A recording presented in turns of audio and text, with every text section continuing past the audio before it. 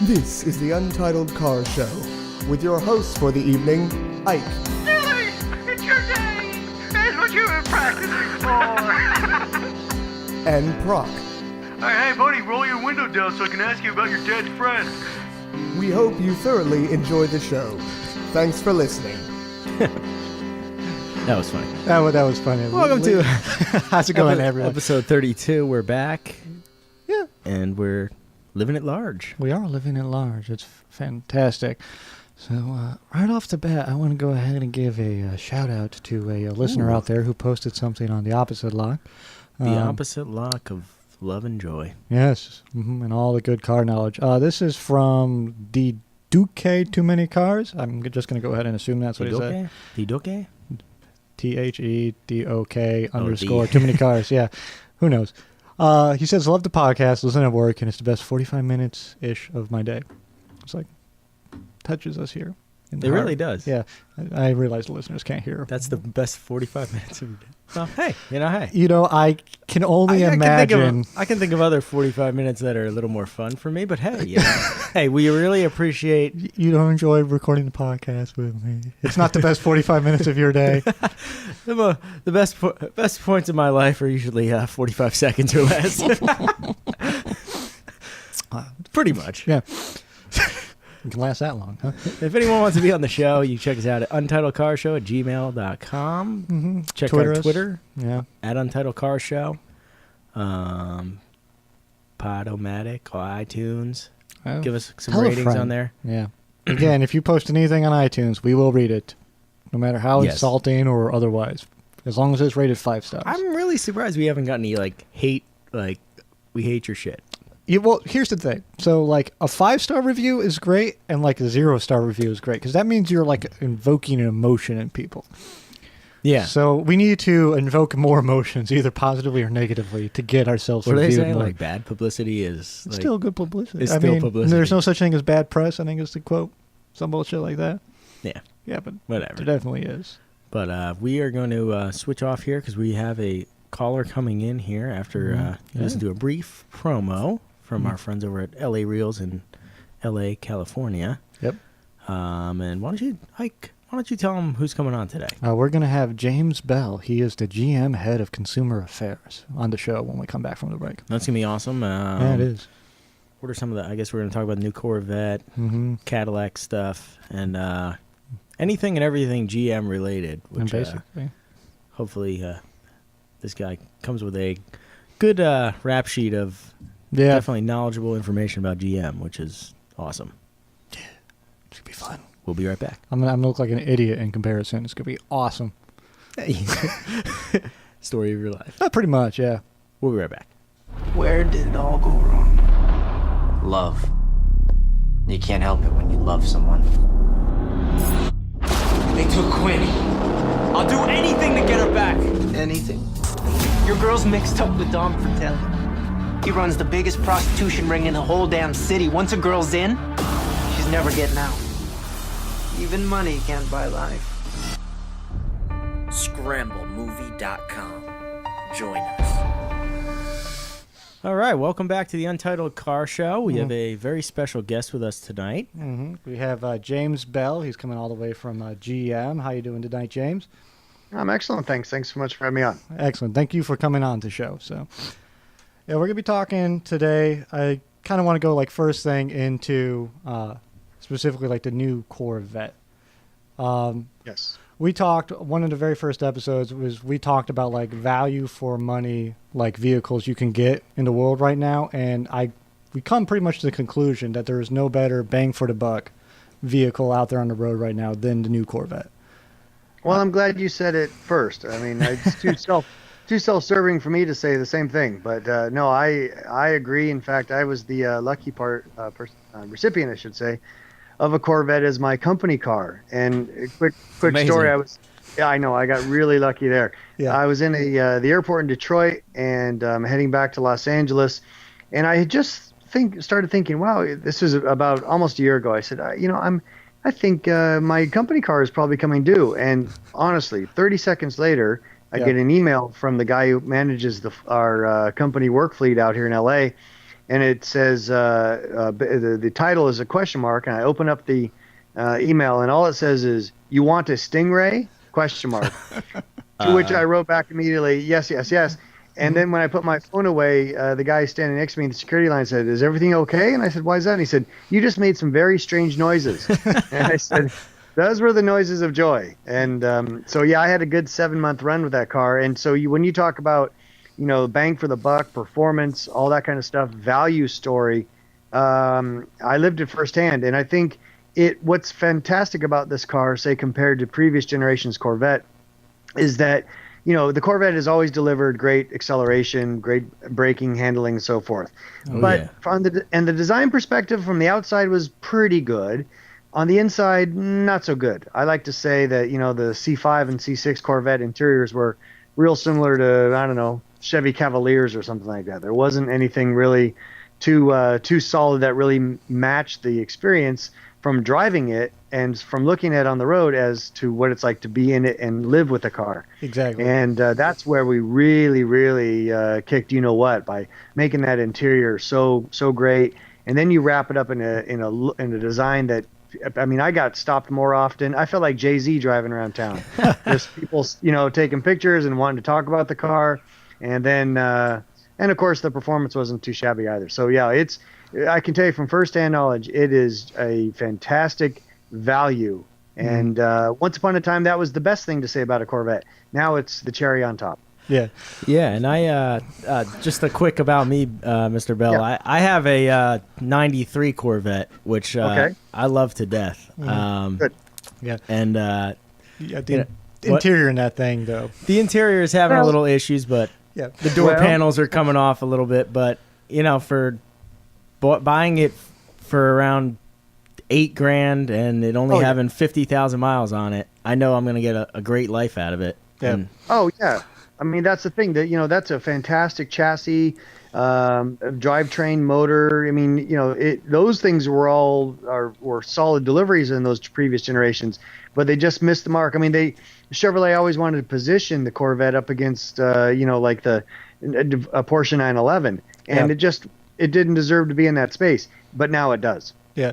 Well, that's the thing I find interesting about the new design change exterior wise on that car is it went from something in the previous generation it was always very much a Corvette, but it never really struck the exotic tone.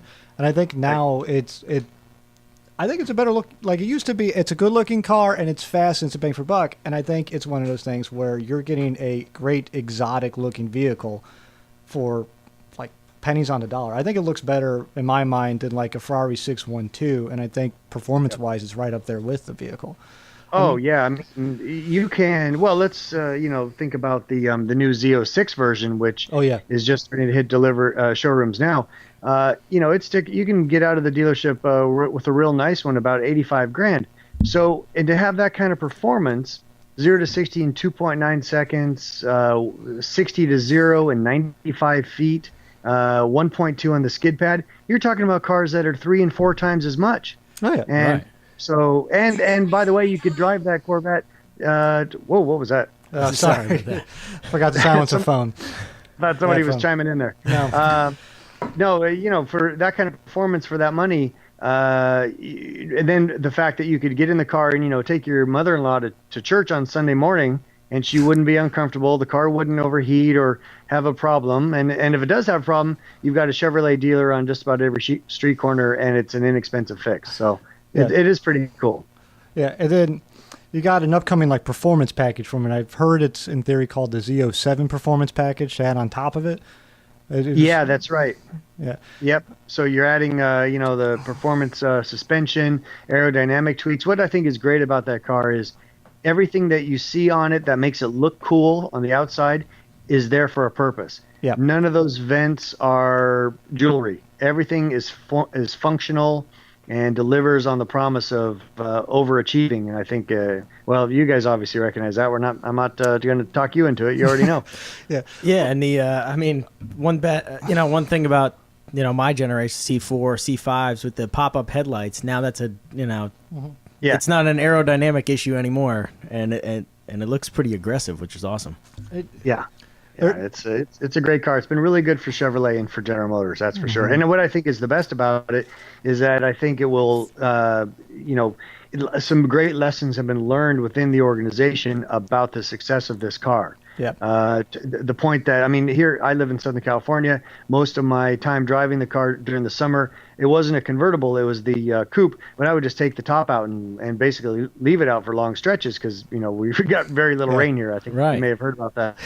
So I drove it like a convertible, essentially. And so many times I'd be at the gas station and walk in to get a Gatorade or something. And as I'm walking back, there'd be a couple of guys looking at the car, and they didn't want to talk about the motor or the outside. They want to talk about the inside, and that's the lesson that General Motors has really learned. Yeah, well, I've seen the inside of the new Corvette, and I've seen the inside of a lot of new Cadillacs, and it is. Yep. I don't think you can do much better than the interior in a GM Cadillac right now. Like the German rivals, I think they've kind of fallen by the wayside. I don't know if it's because they've started like having plants. I know this is something you can't speak to. They started having more plants in like Mexico, and like I don't know. It's like the stitching, in particular, in like the Cadillacs, I think has like gone up and above, like what the rivals in the German brands can like even compete with. Like the CTS-V, like one of my personal favorite cars is like the CTS-V wagon, just because I'm crazy go nuts about anything you can get with like 500 horsepower with a manual transmission that's a station wagon on the back of it. Yep. I know that's kind of gone away because you got the new generation of the CTS coming out, and it's I'm being given notes by just I've heard rumor that the new CTS is actually going to have less power than the current generation of CTS. Do you know anything about what's going on with that, or anything you can comment on? I know lots of things, but unfortunately, you're speaking to me about 2.5 or 3 weeks too soon. Yeah. We're going to be introducing that car at Detroit on the 14th in January. So we can talk about it all day long on the afternoon of the 14th. But let's just say that would it make sense and would it be logical to come out with a lesser car? That's kind of what I thought. And that's why I don't really believe, they say don't believe everything you read, but I feel I had to ask you just to be on the safe side. But we will wait. We'll wait for the answer once the 14th rolls around. Exactly. There you go. Yeah. We got the new ATS coming out, and I love the new ATS. I think look-wise, I think it blows away the German competition. I think it's a great-looking vehicle, and I love that it's got a manual transmission in it. It just coupe or sedan, like, it's a brilliant little car. It's got 450 plus in it is what I keep hearing, like horsepower wise. And it's got like a cool, I don't know if you can speak to it, like it's got a no lift transmission shift going on. Yeah. In fact, I haven't tested it yet. I'm looking forward to it. But yeah, essentially, you can just keep the throttle pegged and shift gears. Running the clutch like you normally do, and it somehow works that out. And obviously electronically. I mean, that's what's so fantastic about this kind of apex of performance that we're living through right now from lots of different vehicles. Is that the computer controls and the brain power that you can put in these cars really allows for some things that were just the stuff of dreams once upon a time. Well, one of my little favorite things as I was reading about just GM engineering is you took the new Z06 Camaro to the Nuremberg Ring, and you discovered it was actually not going as fast as you'd like because it was getting airborne too much. So you got a computer, the suspension control understands when it's going airborne and actually has an airborne mode going into it. Is that going to find its way into these Cadillacs coming up? Well, I mean, with Cadillac, I'm not quite sure because it's not really a track car per se. It's not that edge, hardcore track edge that you see with the Z28. Yeah. But I will say that we are doing a much better job with Mark Royce at the helm of this company. There are very few decisions made, especially in the higher performance cars, that are made foolishly or not taking advantage of things that we've learned from other cars. So yeah, I think you can trust that you're going to see good stuff go into more and more good cars. Yeah. And then I think one of the most underappreciated cars on the road right now is the little ELR. Oh, yeah. I think look-wise, I don't think you can do better in terms of just a styling standpoint of that vehicle. And the fact that it's a hybrid drivetrain is just fascinating, that it was able, that packaging put together and then the design put on top of that, I don't think you can do much better than that vehicle. And You know, I was just going to say, I spent some time driving that car out here in LA, and yeah, you're right. The attention that it gets is fantastic. You feel as if, people must be looking at it and thinking that there has been an auto show in town and one of the concept cars escaped. It's got that kind of impact. Yeah, and being electric, like you say, using the Volt technology is pretty cool. It's a bit aside from like the V line of things, but I remember when that little concept came out. I think it was 09, and like that was like you see these concept cars every now and again, and you go, oh, they'll never make that. That thing looks too good. And then to see it driving around on the road with like very minor changes, it's like, this is phenomenal looking vehicle. Yep. And for the people out there who know their history, like if you go back into GM's early past, like when they overtook Ford, like a big part of it was the design standpoint of it. And a lot of people think that's why GM became the number one, car manufacturer for most of the 20th century. And up until, I think you guys got the crown back relatively recently, but I'm not 100% sure on that. And the new art and science look of Cadillac, I mean, it's very much like it's angular, it's momentum, it's like very art. I want to say Art Deco-y, but it's not even like quite Art Deco. It's like a language all of its own. And yeah, well, I think what we're seeing, especially from the Germans, and you mentioned that a little bit earlier, is that obviously they've got all three of the big brands there, Audi, Mercedes, and BMW. Yep. Obviously have fantastic brand equity and well earned. I mean, there's no doubt about it. Their brand positioning and the images that they've cultivated, is the stuff of marketing school dreams. But I think what's kind of catching up with them now is that their products are getting a little conservative. And, and this happens when you look back in the history of those three, well, especially BMW and Mercedes, and how they scratch and claw at each other. There's a real historical kind of pendulum swing you can see where they get very conservative and chase each other really closely. And you got to remember that in Europe, a lot of their vehicles, the 3 Series BMW and E-Class Mercedes, those are taxi cabs. Those are not as aspirational as what they've cultivated here in the U.S. And again, nothing against that. Cadillac would die for some of that brand image at this point. But it's something that can be built back up again. And I think that we're seeing an era right now where the German manufacturers are getting a little conservative again, and maybe not taking the same kind of chances with their design. And you talked earlier about some of their interior work. They are in a real stretch right now as organizations to try to really grow their share. Yeah. And anytime you see a car company, Toyota ran into the same problem. Anytime you see a car company really, really push hard on growing share and getting into new segments and increasing their volume, inevitably you see quality and or innovation and or design suffer. It's happened over and over in the car business.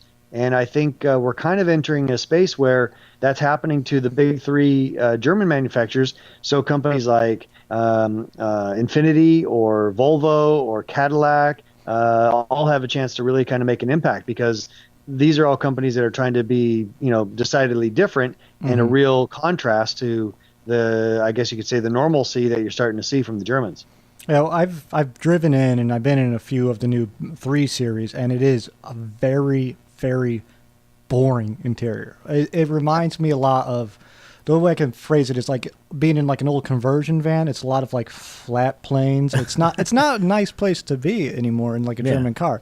They're very comfortable, they're very cozy, but it's like nothing wrong with it, but it just doesn't really snap you like it used to. Yeah, well, when you're buying a luxury vehicle like a BMW or a Cadillac or even like a Volvo, you want to have like an emotion evoked when you get into it. You don't want to get into it and go meh. Like that's the worst reaction you could have. I'd rather hate the interior of a vehicle like than get into it and just like it's inside of a thing, I guess. Like, everything works.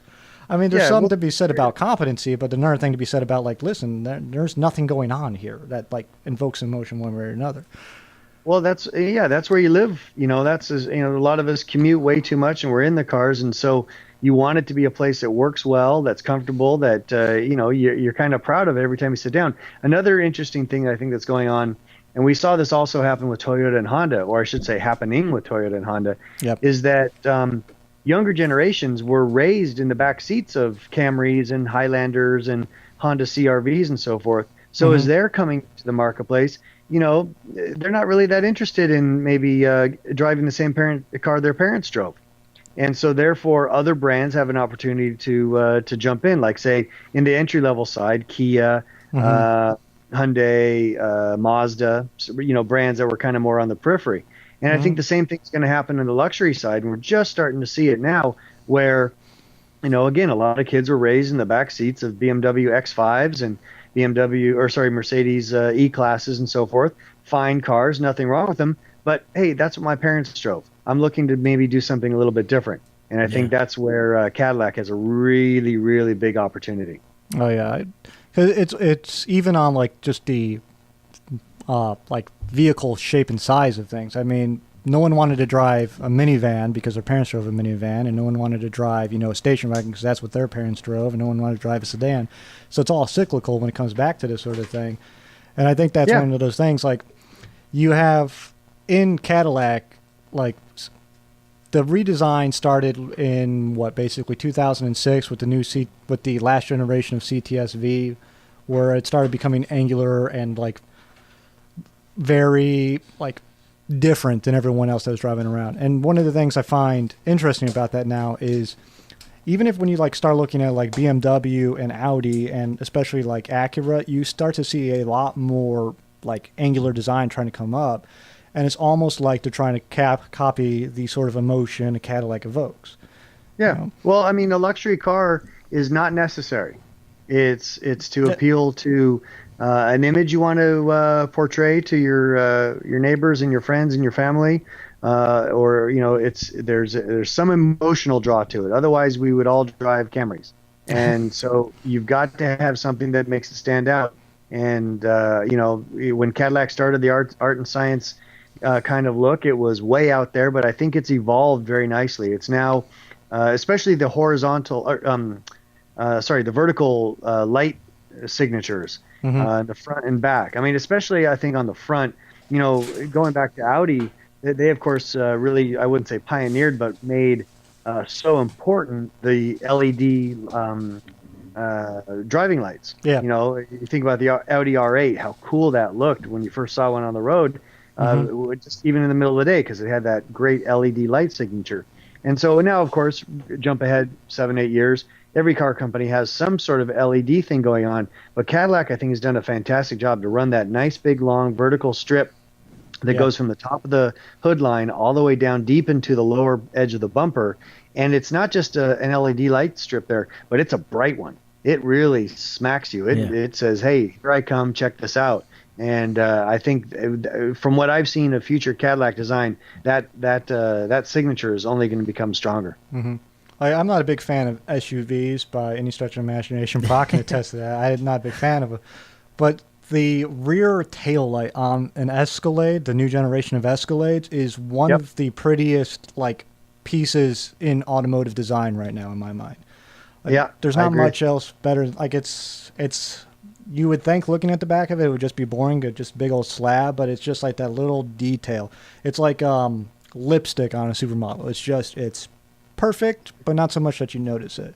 It's got some nice details and depth to it. I mean, the only other SUV brand I think that's nailing that taillight design is Range Rover. They do a pretty job on theirs as well. But I mean, that Escalade. I mean, again, like you're saying, the kind of that next step, or even next two steps. I mean, just when you go up and look at it, I mean, from a distance it looks nice, but then you get up in a parking lot and have a look at it, and there's a lot going on there. That's a real design piece of that car, not just something like, oh, we have to put taillights on to stick them on. Yeah, and that's one of those things that's like evolved, especially over like the last like 15 years, and like all automotive design, which I appreciate, is the stuff that needs to be there, like taillights, headlights, and there was almost an afterthought, like at the turn of the century, which you thought, like tailpipes, for example. Like in 2000, like everyone was trying to hide their tailpipes, and now it's like good design like element going on with it.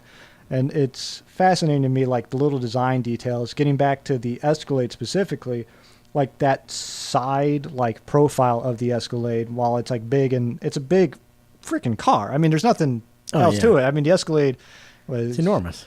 It's huge, but it's done so well, and like the gaps and everything work so perfectly on that vehicle that it doesn't look that big. It looks nice, and then like even to the point of like the stuff you need, like side marker lights, they just blend in perfectly on the vehicle, and it's remarkable to see like that angular design working so well on such a very large vehicle.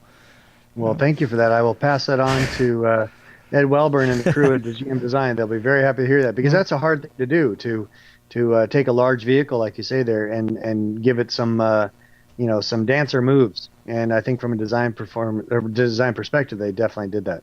Yeah, like an example of like that, like doing it wrong for like other brand is Kia, their biggest SUV. Not Kia, Hyundai, their biggest SUV. Everyone I talk to about that vehicle says, "Oh, it looks like a minivan." Like they got something just so wrong in that design that it doesn't even look like an SUV anymore. It's just like it looks like a minivan. And when you think about it, an SUV really is a kind of a glorified minivan in many ways. Yeah. Just as you said earlier, there became such a stigma against minivans that SUVs they took a hit when gas prices got crazy, but they seem to have recovered. Yeah. Well, there's not many people left making them. I don't think GM makes a single minivan. No, and we don't intend to. Yeah, I don't blame you. Yeah, there's not really a market share for those things. And then I saw their latest crash test reports on IIHS, and I see why people stopped making those things. So those things got destroyed. It's a fascinating design element, and like even back to the Camaro when it comes to like the redesign, because the Camaro went through a couple redesigns really fast when it came back, and like the way it looked before, not to get too offensive to your designers, it looked almost like it was to use the analogy I used a lot was it looked like a woman wearing like too much like jewelry and makeup, like she was trying just a little too hard. Like it was a gorgeous looking lady, but like she's just trying a little hard. And now it's like kind of like worked its way out, and now it's a much better looking vehicle, and it fits a lot better into design language, like with the Corvette, and it just like flows as like a G. Like you can tell they're GM. Yeah, this is a Chevy and that's a Chevy, and they work together, and they're both performance cars. And it's like you just by looking at them, if you place the two of them next to each other, you go, that one is better than that one, but they're still both performance cars. Yeah. Well, wait till you see the new Camaro. I wish I could tell you more. We are definitely excited. Yes. Mm-hmm. So let's see. You're going to have me on again in the early spring. That'll take care of that. Yes, we definitely will have to have you back at that point. There's a lot of interesting things, and that's the thing that I find so fascinating about GM in particular is GM is always pushing that envelope, I think, a lot more than other companies when it comes to like redesigning, redevelopment, and again, getting back to Harley Earl back in like the early days of like Cadillac and Chevy, that's how you guys got ahead. And I don't know, like back in like the late 80s, early 90s, it was kind of like stagnant and stuff kind of went sideways. And now it seems like you guys are back on top and you know what you are like philosophically, especially when it comes to Cadillac. I don't think you make a single front wheel drive car in Cadillac anymore. Maybe, no, not at all. I mean, you may have recalled about, I think it was 4 or 5 years ago, there's this little thing called a bankruptcy. Yes. That will shape you up, I guess. Yeah, and it did. I mean, now, to be fair, I wasn't with the company then. I joined about 3 years ago now, 3.5. So I missed all those really dark days, but I've heard plenty of stories. Mm-hmm. And, I think the best kind of illustration of how the company has changed, according to the people that I speak to, is that, once upon a time, if somebody had an idea that was kind of pushing the boundaries or was a little too far off the mark, they were just kind of ignored. It was kind of like, that's nice, Bob. So anyway, let's talk about this other thing. Mm-hmm. There wasn't a culture that embraced different ideas. Nowadays, if I've been in several meetings where if somebody says, hey, we could do this or this, and they'll say, that's how we used to do it. Well, hold on a minute. That's how we used to do it, then maybe we should reapproach and see how we do this, and how can we do it in a better, different, smarter way. And so, there's been a real strong cultural change. Again, I give credit back to Mark Royce. I mean, he is a a car guy through and through. And he's in charge of all global product development now, which is just the spot that is perfect for him. And he's not going to suffer fools in designs of, from our, most least expensive commuter type car through the new Cadillac CT6 that you're going to see, early next year. These are real cars that the bones of them are good. I mean, we talked about the ATS earlier. Yeah. The ATS is a fine looking car, beautiful interior, nothing wrong with it, but it's how it drives is what shocks people. And that's the thing. In order to change a perception of a brand, you've got to have product that can stand up for that and that justifies that second look. Cadillac has that product now. Now it just becomes a matter of following it on. And you're going to see that from all of our brands, from future Buicks, GMCs, Chevys, everything. It's all going to have product that really matches what the brand promise is all about. Yeah, and I like that there's that new Buick commercial. Oh yes, where's the Buick? They can't find it because it doesn't look anything like an older Buick, and sure, GM taking on a new image and taking people's perspective of like, okay, this is what we want. The people, there's nothing better than a company saying, okay, what do our customers really want, and how can we kind of move forward with this? Well, it's honest. Well, yeah, it is honest, and what I find fascinating too is like you got the new Caprice, the Chevy SS coming up, like the 4-door sedan that's got the. I think you can get it with the manual transmission now. I'm not 100% sure on that, but like just soon. Yeah. I know it's soon. I like the cars. It's so interesting to me. Like you're kind of. GM as a whole is kind of like doing the thing right, and I'm going to bash their company here, but like Ford went to the one Ford mantra and they kind of screwed the pooch on it, because while they do have a lot of interesting cars in places we can't get to, like in the past, they also kind of like killed off what made each individual brand they had special. And I feel like the way GM's working right now is like Buick, Cadillac, GMC, and like are not allowed to have, which is I think very crucial, especially in a luxury brand, especially like to a car like the ATS and then the ATS-V. I mean, you're competing with BMW, Audi, and Mercedes. You have to have a world-fighting product, and you can't really do that by listening to an executive over top of you saying, well, we can't sell this car everywhere in the world, so we're just not going to sell it anywhere in the world. You have to have a car that can beat them wherever and whenever they get on the road. And I think the ATS, I mean, I've been in one. I haven't had the luxury of driving one yet, which is unfortunate, but just quality-wise, sitting in one, you go, holy crap, this is a different brand than like I used to know someone who had a DTS like back in like 2006, and like driving around one of those things, it's like a big front-wheel drive grandmobile. Sure. And now it's better than a BMW in like almost every way. There's not much wrong with it. Well, we talked about Buick there briefly. If you don't mind, I'd like to get into a little what we're going to do there. Oh, sure. Please. I've been privy to walk around at Buick's design studio and see some of the vehicles that we're going to be driving in 2018, 19, and 20. Yeah. And let me tell you, there's an old adage in the car industry, which some companies seem to forget very quickly, that you've got to bend the sheet metal, so you might as well bend it nice. And that's what we're going to really see from Buicks. These are going to be the really, really beautiful cars. As you eloquently pointed out earlier about the Cadillacs kind of becoming more of that kind of design-driven edge kind of appeal to it. Yeah. To help it stand out, Buick is going to be the beautiful stuff. In fact, at the Detroit Auto Show in mid-January, we're going to show a concept car that's going to really kind of embody where the Buick brand is going to go over the next 5 or 6 years. Especially from an interior perspective. Make sure you get a view of that, because it's really shocking. And by the way, the interior you're going to see in that car is not too far off from other cars that you're going to see in the Buick portfolio shortly thereafter. I mean, this is not just a concept car for fun. This is real stuff. Wow. And so you've got that coming along. We've also got a new convertible coming out So it's really going to be a situation where the pretty stuff, the cars that are just going to be graceful, high tech, and somewhat kind of glorious, you're going to see from the Buick brand, and pull that back. The reason being is you've got such appeal for Buick in China. Back in bankruptcy days, that's why Buick survived, because it's such a huge player in the Chinese market. And so future Buicks have to bring in some of that Chinese design ethic. And guess what? The Chinese design ethic is about wonderful, harmonious shapes and colors and textures, very comfortable, very soothing, very pleasant experiences.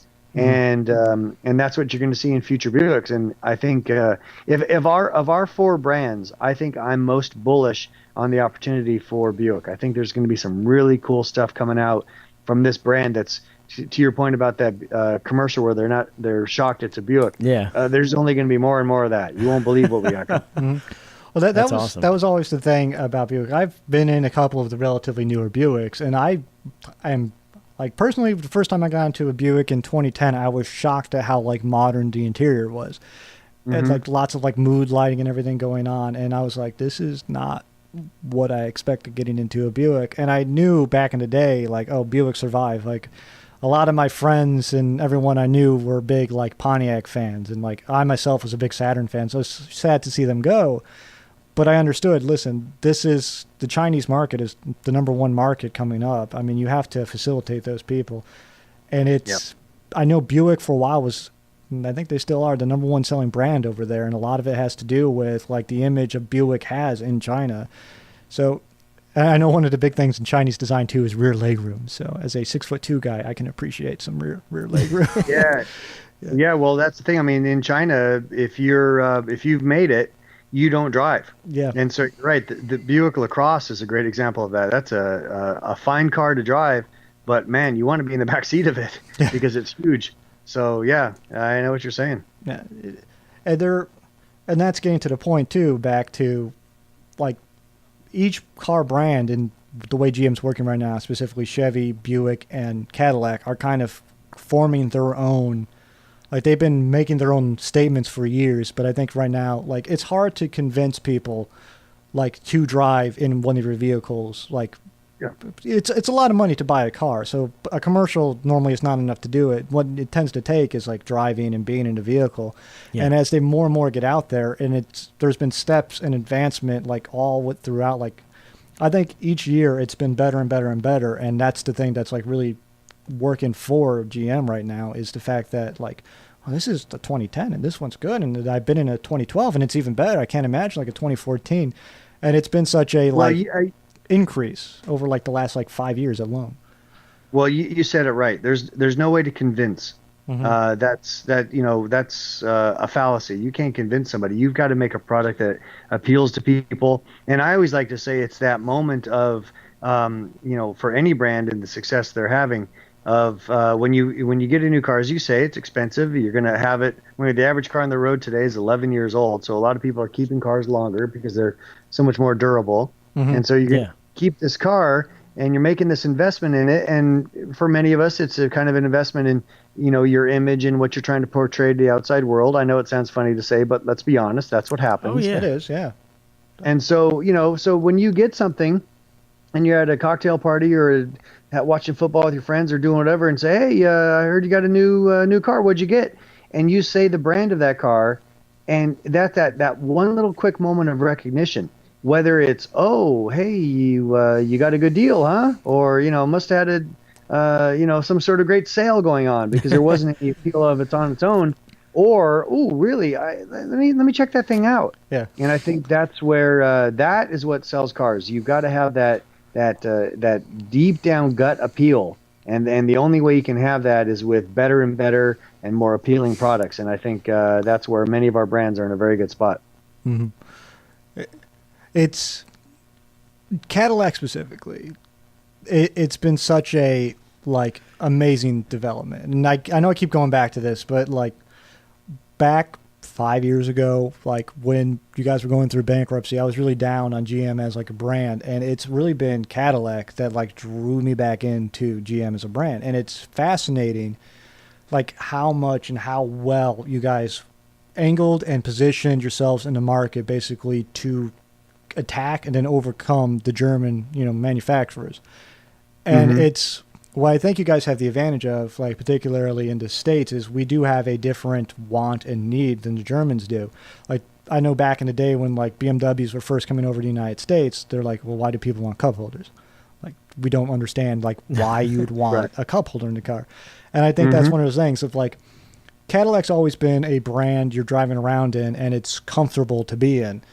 But there's something to be said about performance. And I think like the way the direction's headed is you got that like split just perfectly, especially for the American consumer of like, this is a car I can go out on the V line specifically. I can go out and I can blast around a track if I really wanted to. And then or I can drive my kids, in their car seats in the back. Yeah, it's been remarkable. And again, to go back to it, it's the Cadillac CTS V, the wagon, and then the sedan and the coupe. I mean, those are three cars. Like, you wouldn't see that from any other manufacturer, like, coming out, especially an American brand. I know BMW does, like, we do a 3 Series, and now it's a 4 Series because they think we're all idiots. Like, we don't understand there can be a 3 Series coupe and a 4 Series sedan. And they think we're idiots. But it's such a fascinating thing to see, like, well, we know people like a sedan, and then we're going to make it into a coupe because some people just prefer the look of a coupe, and it's a lot of the design is influencing the character of the car. And I don't know, it's been such a remarkable transformation, and it's been, like, personally, I've been loving watching it. I appreciate you saying the transformation, but I don't think the transformation is anywhere nearly complete. There's still a lot of work to be done there, but I think what's good is that from peeking behind the curtain, we've got the goods to make it, to really accelerate it. So it's going to be good. It's not done yet, but we're getting there. And then I got to ask, just because you have such I'm sure this is nothing you could comment on, but you have such a wonderful platform in the new Corvette, and you used to make a car called the XLR, the Cadillac, like a couple years ago. Is there any talk of perhaps bringing something along back on that level for Cadillac? Because you got the CTS and you got the ATS, and you're kind of missing that top of the line performance van, like killer. I mean, the CTS V is a great car. Well, there would be some logic and appeal to that, wouldn't there? There definitely would. We're going to need to talk to you at a later date. I'm assuming on a lot of the stuff I'm hoping for. We're going to have to set up monthly visits or something. Yes, that would be wonderful. And then it's been fascinating. I'm wondering, this is kind of going off again on a weird thing, but a lot of the guys on Opposite Lock were big fans of this. The down in Australia, you used to have GM of Australia Holden down there. And a lot of guys were talking about the utes used to make down in Australia. And then I guess the platforms have all been moved up here, and you're now building them up here, and you're shipping them down to Australia. So any chance we might see like a ute come into these States, maybe like an El Camino? That it almost did. If Pontiac didn't get folded up, you would have had a vehicle called there was some question on the name, and this is before I joined GM, so this is just for me kind of talking to people after the fact. But there was something going to be called the G8 Sport Truck. And it was, as you say, based on that Holden platform. Of course, the Pontiac G8, the G8 GXP is one of the unsung heroes of the automotive history. What a fantastic car that was that nobody knew about. And so, there was that Ute almost came over, but at this point, I'm not really allowed to talk about future product stuff, but I will say that I have not seen anything about that. But let's not forget that the Chevrolet Colorado and GMC Canyon midsize pickup trucks, since they've been introduced, 2 or 3 months ago now, are absolutely killing it. Yeah. So it's kind of reconfirming that, a utility, an open-backed utility vehicle like a smaller, something smaller than a full-size pickup like a F-150 or Silverado has a place in our industry here. I mean, the Colorado right now is under 9 days of supply nationally. Yeah. Healthy supply is about 60. Yeah. So we are unhealthy in a very great, fantastic way. And so, to back to your point about the Ute, well, again, we're proving the case right now with the Canyon Colorado that there's interest in smaller truck type products like that. We've heard some rumors that Scion is looking to do something like that. They've even trotted out a couple concepts. Honda did one as well. But yeah, nothing to confirm today. But as I said, we talked earlier, the GM is a company that learned some very good, clean lessons during the bankruptcy. And so if there's a space that makes sense for the brands, it'll happen. That's excellent to hear. That is what the people want to hear from Opposite Lock, I think. It's again, like we're coming up to like the end of our time, but it has been such a remarkable, like you said, we're not there yet, but it is such a great way to see. And I think especially like to get back to an earlier thing, like with the GXP, like that, like you said, was an unsung hero. And to bring back that platform underneath the Chevy, banner, that is a great vehicle. That I think is responding to the enthusiast. And as an enthusiast, it's so nice to see a brand come out with the stuff you want to drive. Like you don't want to. Yeah. Well, I was just going to say to your point there. I mean, I joined GM 3.5 years ago. I immediately kind of ran around the company. I worked for Kelley Blue Book prior, on the automotive kind of analyst side, and so I was, having the kind of conversations inside the halls of Kelley Blue Book that you're saying that you've had, where speculating about where future brands might go, and then so suddenly I'm given a GM badge and keys to the behind the curtain to the Wizard of Oz land, and I just wanted to see what was coming and make sure I didn't make a mistake, and I did not make a mistake. 3 years later, we're seeing from the Stingray to the Colorado to the new CTSV, which you're going to see soon. There are some fantastic products coming, but I saw those on the charts. It's the stuff coming after that's got me most excited. Yeah, we're gonna have to have you back to talk about those when those pop up, because you're wetting my beak for some GM stuff here. So, Mr. Bell, that about sums up our time here. Stay on the line real quick, and we'll see you off, and then we'll close out.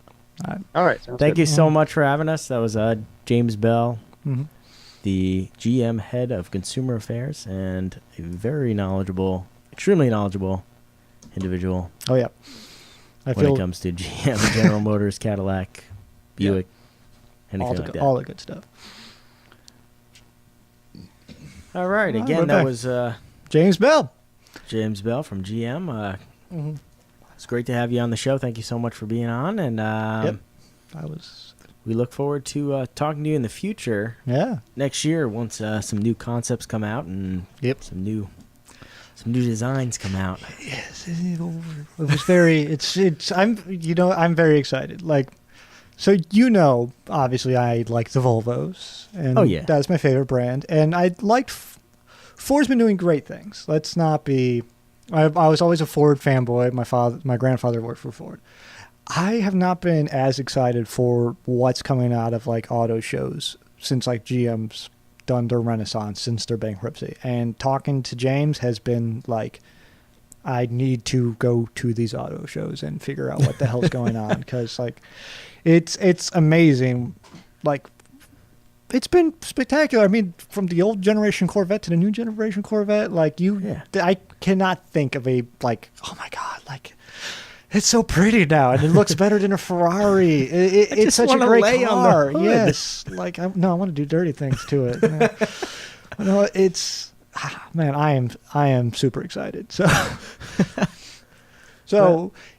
if in the future you want us to, get great guests like this and, continue working towards everything, rating us on iTunes is like the best way to help us out. Yeah. So 5 stars on iTunes. Leave us a comment. We'll read it on there. Send us an email at untitledcarshow@gmail.com.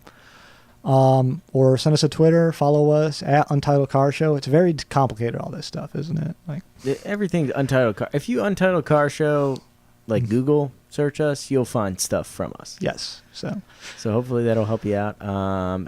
Also, if you have any questions for Mr. Bell that we can pass on, we'd be glad to do that. I'm sure he's super excited to answer some of those questions.